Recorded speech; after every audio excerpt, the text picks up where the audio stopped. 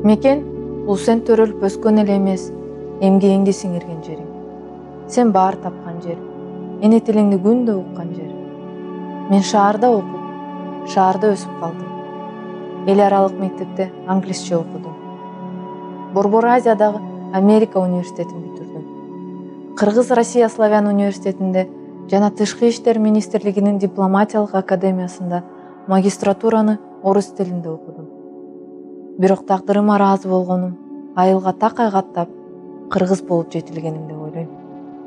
Бала кезден дем алыш күндөрүмдү, каникулдарымды дайыма айылдан өткөрчүмүн. Айылдын жаштары менен азыр да достошом. Алар менен өзүмдү эркин сезем. Жашоо алардын жанында жеңил, дүйнө жылуу сезилет.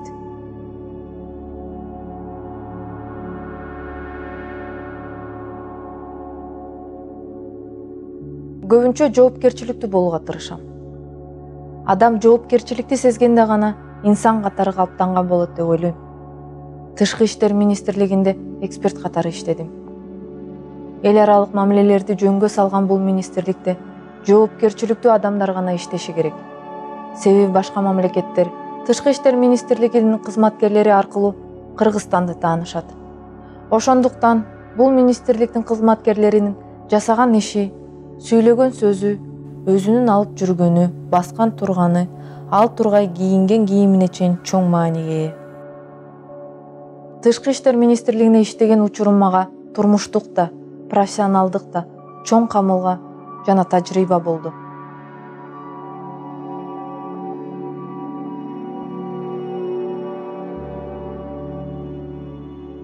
Эң ириде адамдарга ишеним бериш керек деп ойлойм.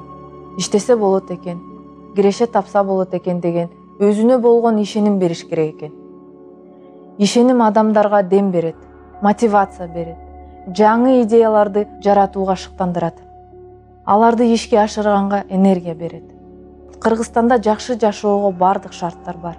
Фермерликти өнүктүрсө болот, туризмди өнүктүрсө болот, сервис кызматын өнүктүрсө болот. Кыргызстандын суусу мол, жери кенен. Иштегенди билсең, жер эне берекесин аябайт. Чыңгыз Айтматовдун Толгонайы айтат го, жер энеге бир чырпык эксең, чынар болуп берет. Бир дан сепсең, 100 дан берет. Бак эксең, төгүлтүп жемишин берет. Мал баксаң, чөбүн берет. Кудайга шүгүр, бизде суубуз бар. Жерибиз жетишерлик, иштеш гана керек.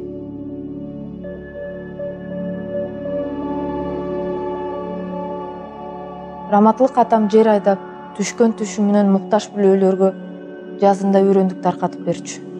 Атам каза тапкандан кийин артында эл үчүн баштап, бүтүргөнгө үлгүрбөй калган көп иштер калыптыр. Эл үйгө келе баштады. Ошол иштерди аягына кантип чыгаралы деп кайрыла башташты. Ошондо апам, артында калган биз, кыздары, атамдын элге жасаган иштери менен таанышып, аларды аягына чыгарууга аралашып киришип калдык. Атам баштап кеткен иштерин баарын аягына чыгардык. Бирок биздин ишибиз ошо менен эле бүтүп калган жок. Кайра биз үчүн иштин баары жаңыдан башталды. Аралашып жүрүп, айылдын ички маселелерин жакындан билип, түшүнө баштадык. Тириликтүү адамдын көйгөйү бүтпөйт да. Улам бир маселени чечсек, дагы башка көйгөй курч турган болот. Ошентип, айыл иштерине кантип аралашып кеткенибизди өзүбүз деле байкабай калдык. Атамдын ишин улантып, анын идеяларын ишке ашыруу үчүн Таалайбек Курткаев атындагы фондду түздүк. Фондду башында апам жетектеп жүрдү. Кийинчерээк фонддун ишин колго алып, мен жетектеп калдым.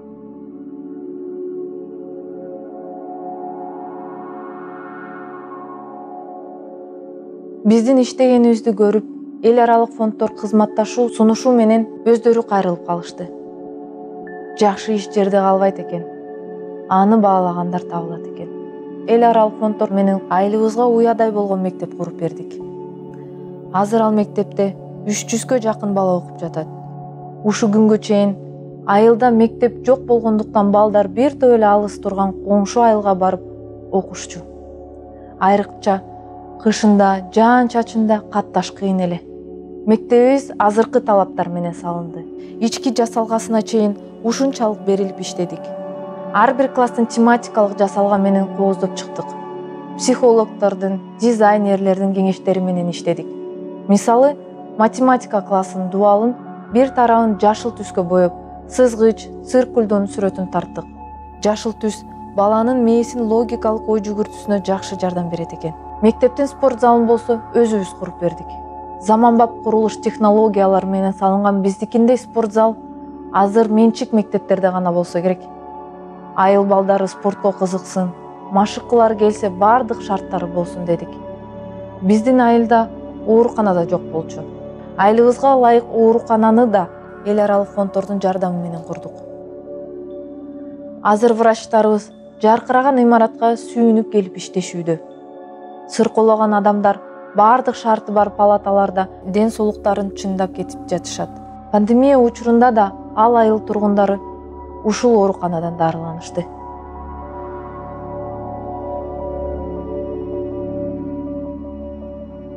Атам көзү өткөндөн кийин бизге оңой болгон жок. Мен үйдүн улусу болгондуктан атамдын иштерин улантып, апама жардам берип жүрдүм. Атамдан калган жерлерин айдап, буудай, арпа эктик, картошка тигип, багын карап көбөйттүк. Түшүмүнөн түшкөн каражатты сарамжалдуу жумшап, атам баштаганга үлгүрбөй калган айылды өнүктүргөнгө багытталган долбоорлорун ишке ашырып жаттык.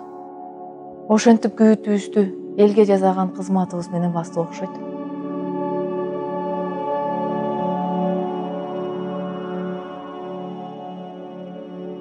Былтыр картошка эктик. Агрономдордун кеп кеңеши менен иштедик. Жазында ошол картошкадан муктаж үй бүлөлөргө үрөндүк таркатып бердик. Бизден үрөндүк картошка алган үй кийинки жылы алган түшүмүнөн башка муктаж бүлөлөргө бөлүп берет. Ошентип айылдаштар бири-бирине жардам берип, ички ынтымак артат. Кече тиричилигинен кыйналып жаткан адам бүгүн башка бирөөгө жардам берүүгө жарап калганы ага өзүнө болгон ишенимди арттырат. Бул абдан эле чоң жетишкендик да. Менимче, биз адамдарыбыздын аң сезимин, ой пикирин өзгөртүшүбүз керек. 30 жыл бою башка өлкөлөрдөн жардам сурап келдик. Бул өтө жакшы эмес. Биздин адамдар өздөрү иштеп таап, өздөрү башкаларга бергенге жетишсе дейм.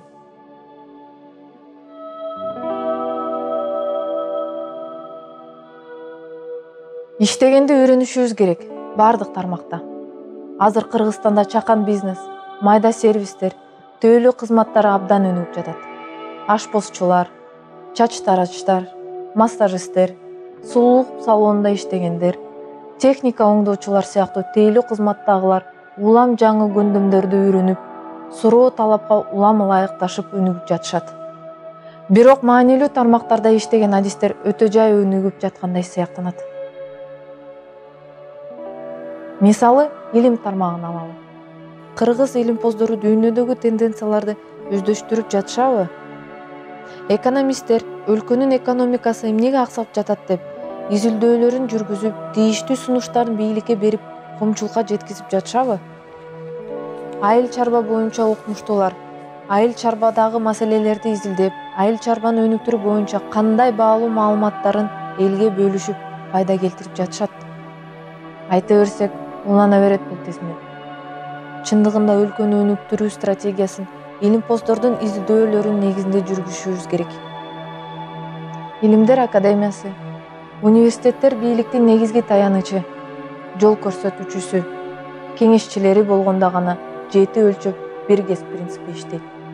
Ошондо гана катачылыктарга жол берилбейт.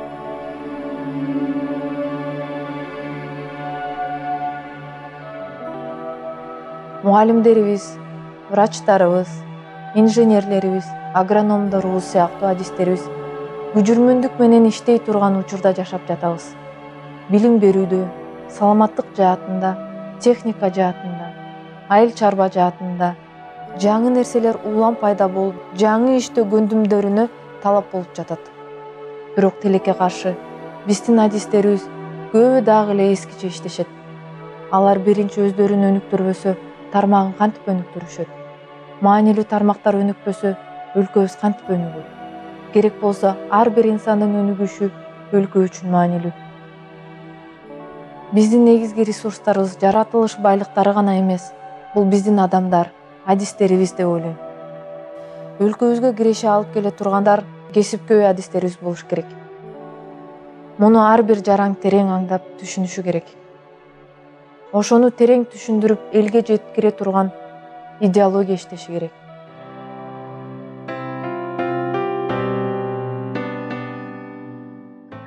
Мен Кыргызстанды креативдүү адамдардын өлкөсүнө айланткым келет. Биздин өлкөдө таланттуу, креативдүү, жаңы, оригиналдуу идеяларга бай адамдар көп. Айрыкча жаштар көп. Бирок аларга жумуш орундары жок. Аларды андан ары өстүрө турган шарттар түзүлгөн эмес. Биз жумуш орундарын азыр интернет аркылуу эле көбөйтсөк болот. Пандемия аралыктан иштөөнү абдан актуалдаштырып койду. Ушундан пайдаланып, биз Кыргызстандын креативдүү адамдардын өлкөсүнө айлантышыбыз керек. Маалымат технологиялары менен иштеген адистерди, программисттерди, музыка, фото, анимация жана кино, архитектура, реклама, дизайн жана искусство сыяктуу креативдүү индустрияны өнүктүрүү менен чөт өлкөлөрдөн долбоорлорду тартууну жолго коюшубуз керек.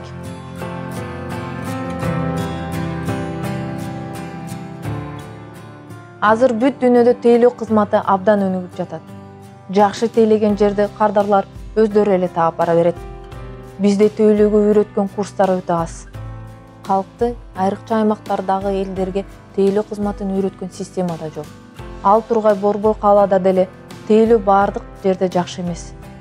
Тышкы жана ички туризмди өнүктүрүү үчүн да тейлөө кызматы чоң роль ойнойт. Айрыкча аялдарды орто жана чакан жеке ишкерликке окутуу, өз ишин ачууга, өнүктүрүүгө, маркетинг, финансы сабаттуулугун өнүктүрүүгө үйрөтүү ишин жолго коюу шарт. Аялдардын акча тапканы балдар үчүн абдан жакшы. Аял тапкан кирешесин үй тиричилигине жумшайт. Өзүнүн ден соолугуна жумшайт. Деңиз ак аялдан деңиз ак бала төрөлөт. Өзүнө болгон ишеними артат. Ишенимдүү аялдар коомду өнүктүрүүгө да жигердүү катышып, салым кошо баштайт. Бул үчүн азыркы технологиялык байланыштарды колдонуп, курстарды кыргыз тилинде даярдап, интернетте жайгаштырыш керек. Подкаст түрүндө жайылтып, телеканалдардан такай берип турсак болот.